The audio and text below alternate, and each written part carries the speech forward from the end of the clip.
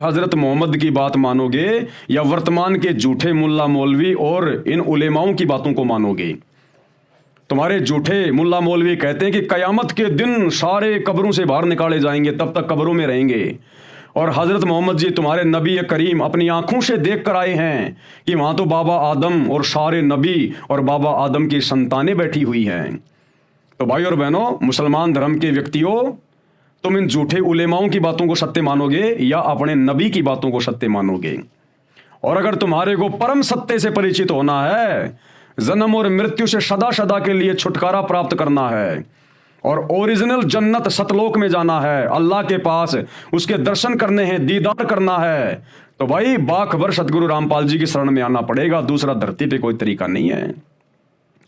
और दूसरी बात, जिसको तुम जन्नत कह रहे हो ना कि कयामत के बाद हम जन्नत में जाएंगे, वो जन्नत नहीं है, वो पितरलोक है।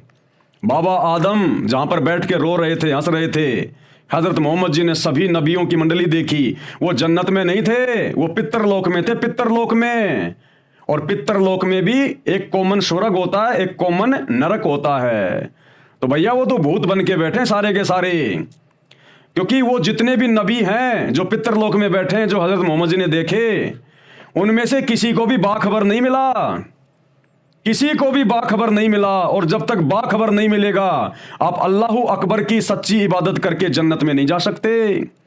और बाखबर की जानकारी तुम्हारे अल्लाह, तुम्हारे खुदा, इस शैतान को भी नहीं है। और जिस शैतान को तुम खुदा मान रहे हो, तो भाई तुम मुसलमानों को कहां से हो जाएगी? कुरान की एक सूरत काफी है समझने के लिए, सूरत फुरकान 25 आयत नंबर 59। तो मुसलमानों का अल्लाह जो वास्तव में शैतान है, क्या कह रहा है तुम्हारे नबी करीम हजरत मोहम्मद को कि जिस अल्लाह ने 6 दिन में कायनात रची और 7वें दिन तख्त पे जा बैठा, उसकी जानकारी किसी बाखबर से जा पूछो।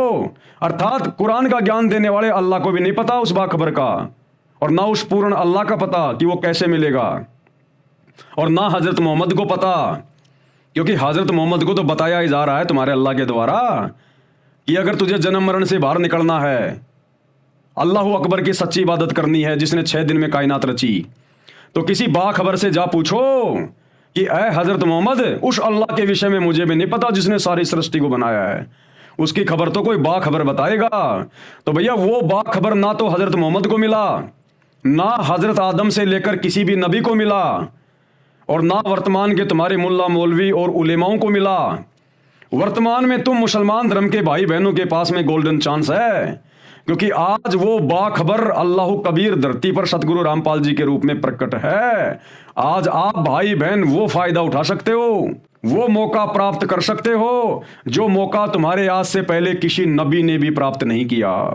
तो आप तो उन नबियों से भी लाखों गुना ज्यादा अच्छी किस्मत लेकर पैदा हुए हो। उन नबियों में कोई तो नरक में पड़ा हुआ है, कोई जन्नत में बैठा हुआ है, कोई 84 लाख योनियों में गधे कुत्ते के शरीर में अपना कर्म भोग रहा होगा, कोई सामान्य मनुष्य का जन्म लेकर कहीं रोजी रोटी के लिए सारा दिन भाग रहा होगा। और आज तुम मुसलमान भाई बहनों को बाखबर की पहचान हो सकती है, क्योंकि बाखबर आज धरती पर आया हुआ है, ये हमेशा नहीं रहता। तो तुम्हारे नबियों से तुम वर्तमान के मुसलमान भाई बहन लाखों गुना ज्यादा अच्छी आत्मा हो।